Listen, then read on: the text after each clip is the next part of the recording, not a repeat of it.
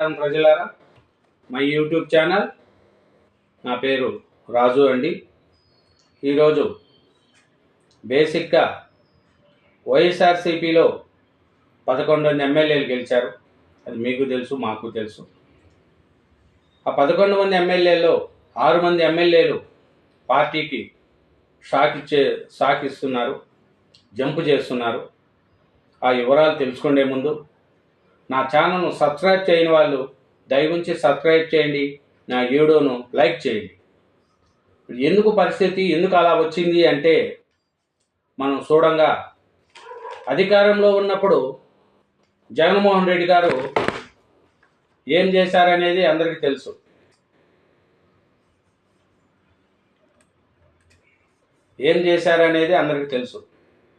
ఎందుకు అంటే, అధికారంలో ఉన్నప్పుడు 3 రాజధానులు అంటూ ఒక రాజధాని కూడా డెవలప్ చేయకపోయాయి.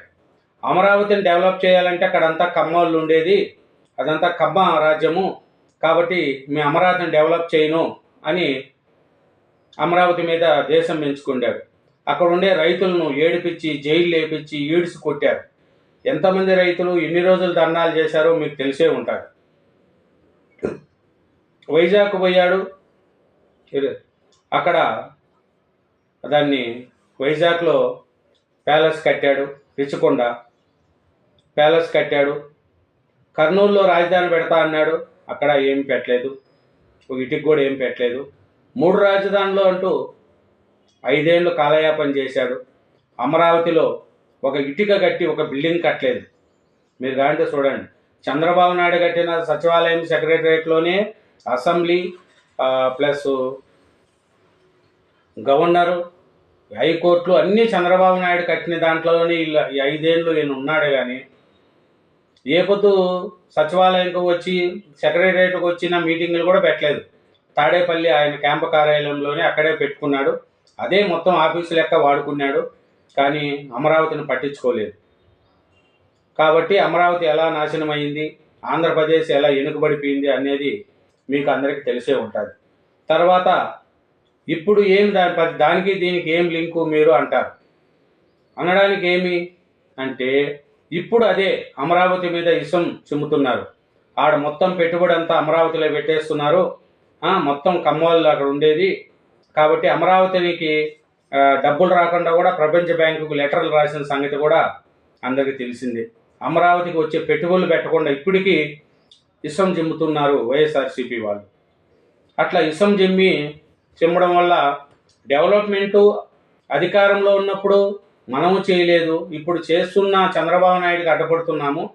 ఇది పద్ధతి కాదు అని ఇప్పుడుండే ఎమ్మెల్యేలు, ఎంపీలు, రాజ్యసభ సభ్యులు అందరూ కూడా జగన్మోహన్ రెడ్డి సార్కు చెప్పారు. కానీ జగన్మోహన్ రెడ్డి గారు ఎవరి మాట వినడుగా, ఆయన నచ్చిందే చేసుకుపోతాడు. ఆయన సలహాదారులు ఉంటారు కొంతమంది, సజ్జల రామకృష్ణారెడ్డి గారు, వాళ్ళు చెప్పింది వినుకుంటూ ముందుకు పోతాడు. అలా ముందుకు పోవడం వల్ల ఇప్పుడు 11 మంది ఎమ్మెల్యేలలో ఎంతమంది పోతున్నారు అంటే 6 మంది జంప్ అవడానికి రెడీగా ఉన్నారు. 3 జనసేన, 3 టీడీపీ. వాళ్ళ పేర్లు అన్నీ తెలుసు, కానీ అది చెప్తే బాగుండదని వాళ్ళ పేర్లు చెప్పట్లేదు.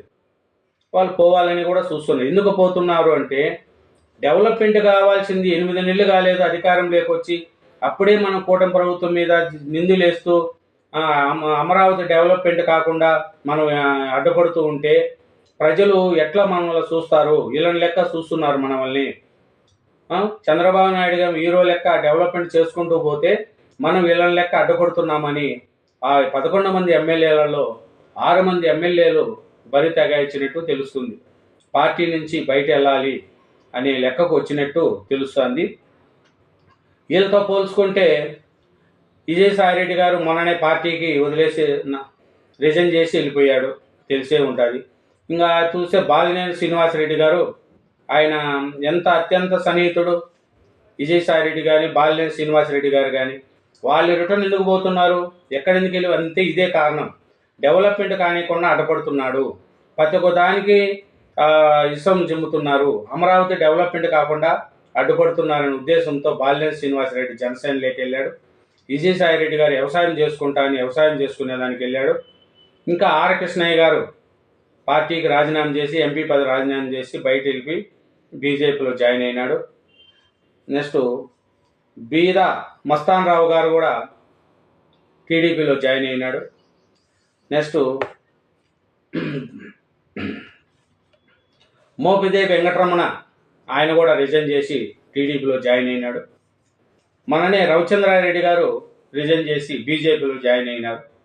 ఇంకా చాలామంది వెళ్ళడానికి కూడా రెడీగా ఉన్నారు. ఎందుకంటే ఇదే ప్రాబ్లం. ఇప్పుడు తప్పు చేసిన వాళ్ళని కూడా మనం సమర్థించుకుంటూ పోతే, ఇప్పుడు కొడాల నానిని సమర్థిస్తేవి, వలమనేని వంశీని సమర్థిస్తేవి, రోజాను సమర్థిస్తుంది. అందరూ మంచోళ్ళు అయితే చెడ్డోళ్ళు ఎవరు? అన్ని బూతులు తిట్టి అంత అక్రమాలు చేసి నోటికొస్తే కొడాల నాని నీ అమ్మ అని ఎంత సంబోధించాడంటే పెద్ద పెద్దోళ్ళను. వాడెంత ఈడెంత బొచ్చుకుక్కేస్తాడా, వానమ్మ ఈయనమ్మ అని కొడాల నాని. వలమనేని వంశీ ఏమన్నాడు, ఆ బల్లిగాడు ఏం చేస్తాడు అంటే. రోజా ఏమనింది పవన్ కళ్యాణ్ గారి గురించి. ఇలా మీరు వాళ్ళని సపోర్ట్ చేయడం వల్ల ప్రజల్లో సులకన అయిపోయి వచ్చింది. ఇప్పుడున్న 11 మంది ఎమ్మెల్యేలు జగనన్న అసెంబ్లీకి రాకపోయారు. వీళ్ళు 10 మందిని అసెంబ్లీకి పంపించకపోతుంది. వాళ్ళు ఇంకా ప్రజల సొమ్ము తింటూ ఉండి ప్రజలు ఇచ్చే జీతభత్యాలు అయితే తీసుకుంటున్నారుగా, మళ్ళీ అసెంబ్లీకి ఎందుకు పోరు? ప్రజలు ఇచ్చేటి వాటికి ప్రభుత్వం ఇచ్చే అన్ని సౌకర్యాలు పొందుతున్నారు, కానీ అసెంబ్లీకి వెళ్ళమంటారు. ఇది ఎక్కడ న్యాయము చెప్పండి? చేస్తే రాజీనామా చేసేయాలా, రిజైన్ చేసేయాలా ఎమ్మెల్యే పదవికి. కానీ అసెంబ్లీకి పోయి ప్రజల ప్రచార మాట్లాడితే కదా మంచి చెడు తెలుస్తుంది. ఇప్పుడు మనం విలేకరుల సమావేశంలో మాట్లాడితే ఏమొస్తుంది? వెళ్ళండి, కూటమి ప్రభుత్వము 6 గ్యారెంటీలు ఇంతవరకు అమలు చేయలేదు, 1-2 చేసింది చేయలేదు. పోయి కొట్లాడండి, అసెంబ్లీలో కొట్లాడి, మీకు మంచి అస్త్రాలు ఉన్నాయి, కొట్లాడండి. కానీ జగనన్న పోలేదు, ప్రతిపక్ష నాయకుడు ఇస్తేనే పోతామంటున్నాడు.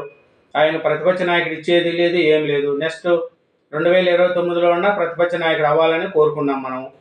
అప్పుడు ఇట్లా ఈ మిగతా ఎమ్మెల్యేలు కూడా అసెంబ్లీకి పంపిస్తే వాళ్ళు ప్రజల పక్షాన మాట్లాడతారు కదా. అట్లా మాట్లాడనీయకుండా ప్రజల పక్షాన పోరాడకుండా ఉంటే ఆ ఎమ్మెల్యేలు పక్క చూపులు చూడక ఎక్కడుంటారు చెప్పండి? కాబట్టి ఈ ఎమ్మెల్యేల యొక్క అసంతృప్తి బయటపడే పరిస్థితిలో ఉంది. 6 మంది ఎమ్మెల్యేలు ఇంకా రాజ్యసభ సభ్యులు కూడా జంప్ అయ్యే స్థితిలో ఉండారని, ఇంకా కొంతమంది వైసీపీ నాయకులు కూడా ఇతర పార్టీల దిక్కు చూస్తున్నారని తెలుస్తుంది. కేశినేని నాని అయితే ఆయన బీజేపీ సైడ్ చూస్తున్నాడని తెలిసింది.